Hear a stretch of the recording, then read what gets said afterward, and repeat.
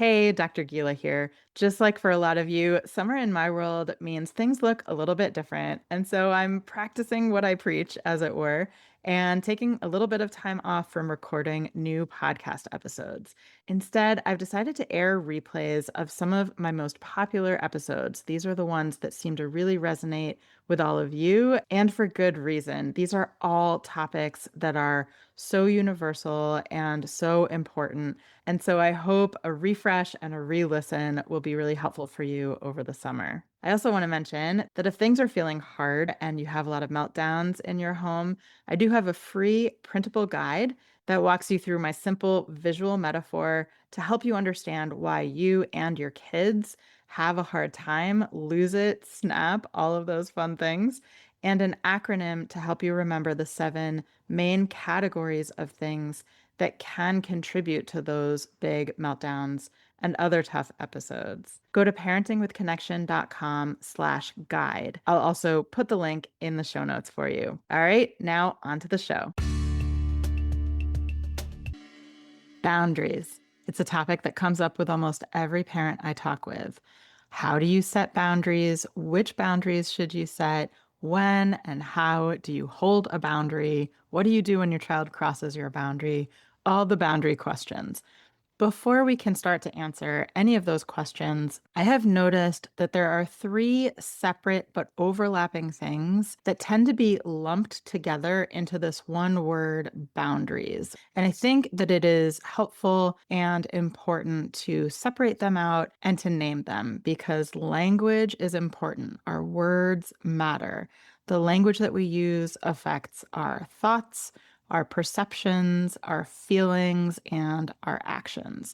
So, in today's episode, I'm going to talk with you about those 3 things and give you some thoughts and examples of each. I hope you find it helpful. Welcome to Single Parenting with Connection, Not Perfection, the podcast that honors your messy reality. It's the support you crave without the usual emotional landmines. I'm your host, Dr. Gila, and I promise I will never tell you to just tag your partner in. Before we start, quick reminder. While I am a licensed psychologist and a certified coach, this podcast is not coaching and it's not therapy and it's not a replacement for medical or psychological advice. It is for educational and informational purposes only. All right, let's dive in. In my opinion, there are 3 separate, though overlapping, concepts that are wrapped up in the term boundaries. Briefly, those 3 are personal boundaries. That is what you are willing to do or willing to have done to you or not have done to you. Limits. This is telling someone to stop doing something or that they can't do something. And expectations, which is something that you are telling or asking someone else to do. I'm going to dive into each of these 3 and some key points to keep in mind for each of them. Now, these are overlapping. So, for example, your personal boundary may place a limit on somebody else, but I think it's important to tease them apart. The other thing I want you to hold in mind as we're talking about this is that our kids also get to set personal boundaries, sometimes limit our behavior, and sometimes have expectations that they place on us. So important to keep that in mind as well. All right, let's start with personal boundaries. I want to start with an example here. I have a client, I'm going to call her Stephanie, and Stephanie was feeling really burnt out, stressed out, tapped out. She actually runs a group therapy practice. And it turns out that her employees, who she supervises clinically and also is their boss, that they were coming to her at all times of the day and sometimes at night with all kinds of questions, both urgent and non-urgent. And she would answer them, whether it's by email or in person. So there really weren't any boundaries around when and how and what they could communicate with her. When she set boundaries around this, so for example, which kind of questions were appropriate to bring to her versus someone else on her team, and when she was going to be available to respond to non-emergency, non-urgent questions. Without these boundaries, it felt like she was constantly getting poked in the shoulder. And it meant that she constantly felt like she was at any given moment about to be asked a question, about to be interrupted, about to have a demand placed on her, because really these were expectations being placed on her. And it was wearing her down. When she set boundaries around it, she found that she was much better able to support her employees and her supervisees because when she was answering their questions, she was more present, she was more prepared, and she wasn't having this like increasing sense of resentment and annoyance. So she was able to support them better while also supporting herself better. And what's interesting is that this is actually a theme that has come up in our work about her parenting as well. So there are 5 points that I want to make here about personal boundaries. Number one, personal boundaries are much more within your control than limits and expectations. Now, that doesn't mean that it's easy to set them. And it doesn't mean that you can control the other person's reaction to the boundary. So, in my client's case, for example, she couldn't control whether her supervisees continued to message her or knock on her door, but she could control how she responded to it. She also couldn't control how they felt about it, but she could control her piece. It does put limits on other people, so they may have feelings about it. If your personal boundary is that you don't want to be jumped on, then that's putting a limit on your child that they can't jump on you. And they may have feelings about that. But it is within your control. And I would say it is your responsibility to hold that personal boundary. We can't necessarily expect our child to respect that. They might not be capable of that in the moment. So, in that example, it's up to you, the person setting your personal boundary, to hold that personal boundary. So, maybe if your child wants to jump on you, maybe that means standing up so that they can't jump on your lap. Maybe it means putting a pillow on your lap or curling up in a ball, getting playful with it. So, this is the part that is in your control, and your responsibility is holding that boundary. Point number two that I want to make is that sometimes it is true that really the work is in expanding our capacity. And this is where other forms of self care come into play that don't rely on placing any burden on our kids. So, tending to your own personal needs in other ways and at other times to build your capacity in that moment so that you don't have to set as many personal boundaries.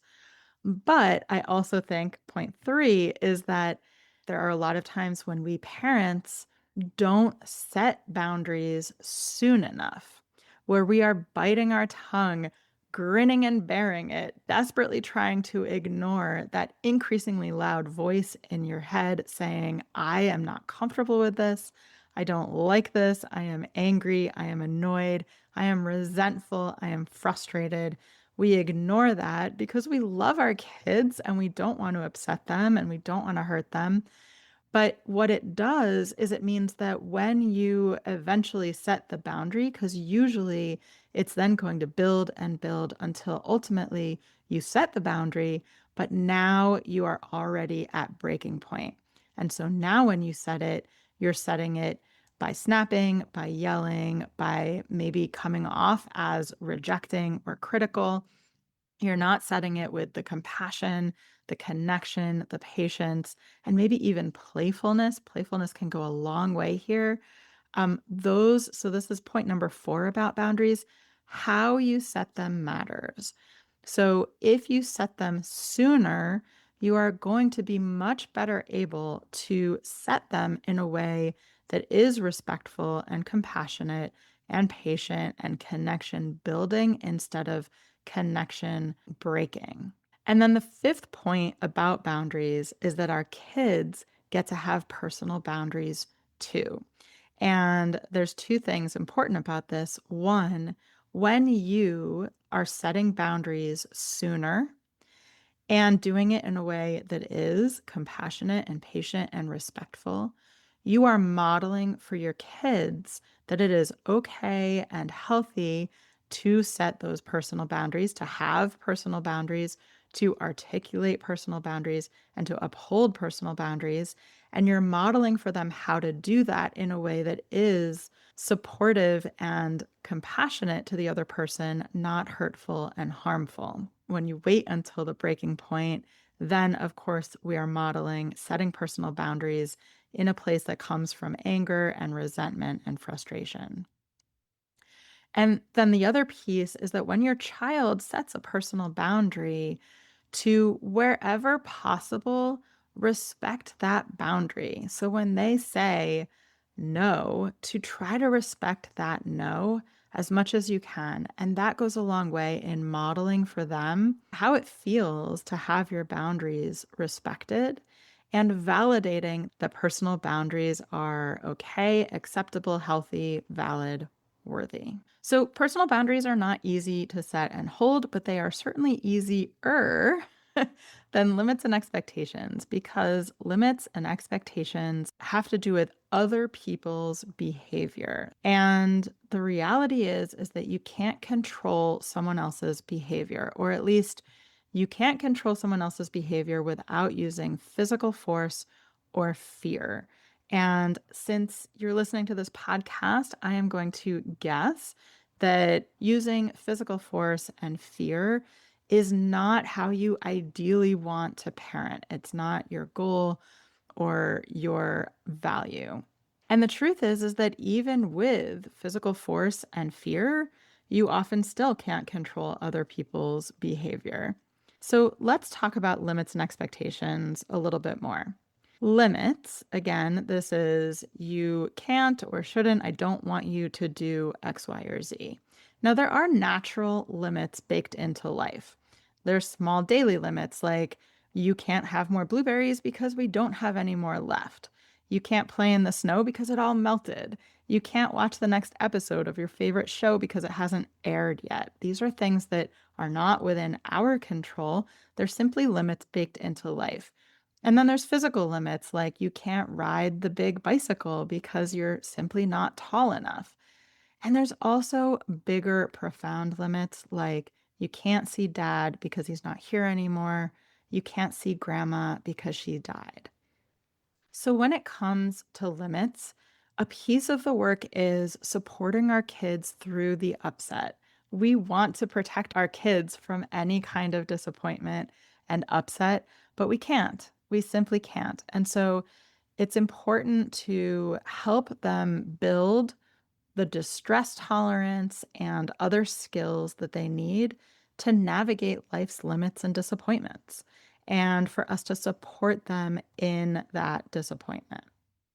But there are also limits that are within our control that we parents set for our kids. And the truth is that I think a lot of times we sort of get into this habit. It's like a knee-jerk reaction of saying no without even pausing to think about it. So here's my recommendation. Number one is to pause and consider if a limit really is necessary. And this is where clarifying your values and your priorities is really important and helpful. For example, maybe safety limits are non negotiable, right? You can't go in the car if you don't wear a seatbelt. That is not something that I'm willing to compromise on. But maybe there are other things that your knee jerk reaction might be to say no to that actually, if you pause and think about it, maybe get a little more information about why it is that your child wants to do the thing or is doing the thing, that might actually be okay to say yes to. And remember, you can't control their response to the limit, but you can influence it. And you can influence it by how you choose, hold, and deliver the limit. So again, the how matters. In an ideal world, if there is something that is coming up on a recurring basis, then having a problem-solving conversation about it outside of those tough moments, it can go a long way. The more we can include our kids in the conversation, give them a voice and really an authentic voice and listen to that voice and getting curious about why it is that they want to do the thing that they want to do can really, really, really be helpful here. And then again, if there is a limit that is necessary, they may get upset about it. And that's okay. That is their right. They can get upset about it, and we can support them in that disappointment, in that upset. And that doesn't mean that whatever the limit wasn't an okay limit to set. I want to give you an example here from another client of mine. This is actually a divorced couple that I work with. I'm going to call them Mary and David. And they came to me with three pretty major concerns. One was screen time. Their neurodivergent teen was using screens a lot more than they were comfortable with. And when they were setting limits around screens, it was not going well at all. In fact, one of the other big concerns they came in with was that there were some crisis level episodes happening, crisis level meltdowns where people were getting hurt, where people weren't feeling safe and sometimes actually weren't safe, where emergency services were called, which introduces all kinds of other stressful things into the situation. So this was a pretty major deal. And then the third big problem was that the teen was often really resistant to maybe even refusing to go to school and had missed so much school or had been late so often that it was on the brink of being a legal concern that he had missed too much school. When they started to have some conversations with their child about what was important to him about screens, when they started to get curious and really notice what purpose the screen use was serving for him and what he wanted to do on the screens, when he wanted to use them, how he wanted to use them, they learned a lot and they were able to, first of all, connect with the teen around this topic. They were able to see that a lot of the ways that he wanted to use it were a source of social connection for him, and that this was actually a big piece of why he didn't want to go to school because it was extremely difficult for him on a social level. And they ultimately decreased the screen limits. They did not give him all access all the time. There have been and will continue to be ongoing conversations about how screens are used, when they're used, and so on. But they noticed that as they decreased the limits around screens, and I would say also importantly, how the limits were implemented, that actually the meltdowns, those crisis level meltdowns, disappeared. They did not have any. And not only did the school refusal stop, but now he is actually excited to go to school. He gets himself ready in the morning and he goes to school without an issue. So it really sort of unlocked this piece of the dynamic that had become so tense, so intense, and so problematic. All right, let's talk now about expectations. Expectations, I think, are hands down the hardest because they require someone else to do something. And if the other person doesn't want to do it, it feels like a demand.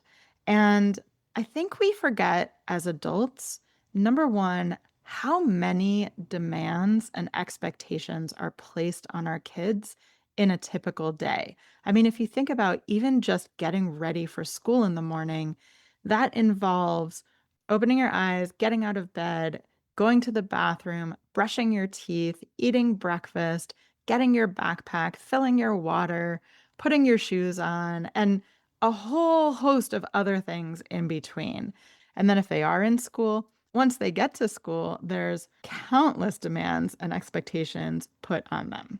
I think we adults also forget what it feels like to have that little control and to have that many expectations and demands puts on us. Imagine if you had a job or if you were in a group, a club, an organization, and the leader was constantly making you do things that you didn't want to do, was constantly giving you orders, was constantly telling you to do things. I have a feeling you would be pretty unhappy. It would feel pretty crummy, and you would probably be trying to find a way to leave that job or stop being a part of that group or organization. So, really putting yourself in your kids' shoes, recognizing that even if they're not pushing back on some of those demands, let's say in the morning, they are still going through their day with all these things that they are being expected to do that they probably don't want to do. So when you ask your kid to clear the table or empty the dishwasher, and you feel like, why is this a big deal? It seems like such a simple request. Why are they pushing back so much? Keep in mind that that request is happening in the context of them having gone through their day with a lot of demands and expectations placed on them. This doesn't mean that we can't ask them or expect them to clear their plate or empty the dishwasher. We can certainly work on that depending on your individual child's capacity. But it does mean that I think it's important to keep in mind that number one, again, you can't control someone else's behavior. You can influence it, but you can't control it. It's like that expression, you can lead a horse to water, but you can't make them drink. When you use fear or use force, you may, not guaranteed, but you may get compliance. But when you use connection and compassion, that's when you can really get cooperation. And personally, I would much rather have cooperation than compliance. So then the question becomes number one, what are reasonable expectations for your child or teen in any given moment? And that's going to vary by family. It's going to vary by you, the parent, by the child's capacity, by the context of what else is going on. And then number two, what are the most productive ways for you to express or deliver that expectation? I want to end here with another example. So this example comes from a friend of mine. We're going to call her Michelle. And Michelle homeschooled her then 5-year-old kindergartner during the first full year of COVID. But she had him doing virtual reading and writing lessons with a reading specialist. And during that year, her kiddo started having really big meltdowns, really intense, explosive, over 2 hours, people getting hurt. It was really stressful, incredibly hard. And she noticed that one of the big triggers was reading and writing, whether it be the virtual lesson or whether it was her trying to get her kid to practice. Her kid was increasingly resistant, and it came to a point where he would slam the laptop shut during the lessons, he would run out of the room, he would hide under the table, he would yell and scream, and it just wasn't working. And she got to a point where she realized, of course, I want my child to learn how to read, but right now, he's not learning. He's not going to learn if this continues.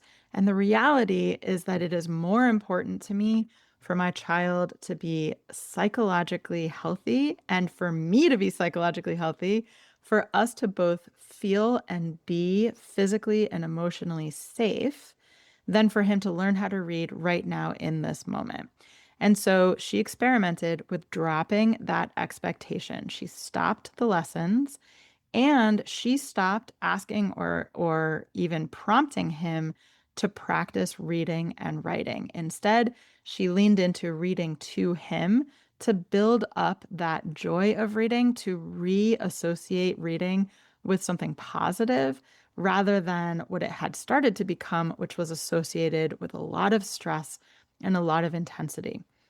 And the intense meltdowns dramatically decreased. Of course, this was just one piece of the bigger picture, but that expectation was the biggest linchpin piece. And the meltdowns dramatically decreased, their relationship dramatically improved, and ultimately, by the end of first grade, he was actually ahead of grade level when it came to reading because ultimately he did come back to being curious about and engaged in reading.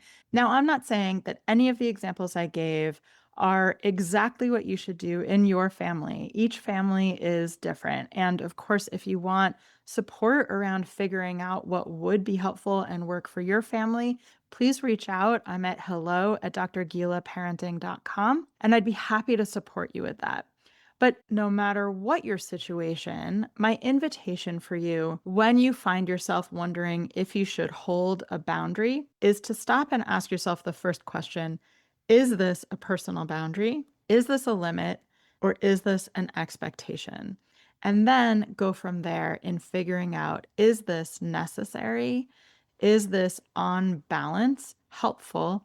And how can I deliver it? How can I express it in a way that honors my child's needs and is compassionate and connection building instead of connection breaking? I hope that's helpful. And of course, please reach out if you have any questions. That's it for this episode. I am so glad you found your way here. And remember, even if you're on your own, you don't have to do it alone. You've got this.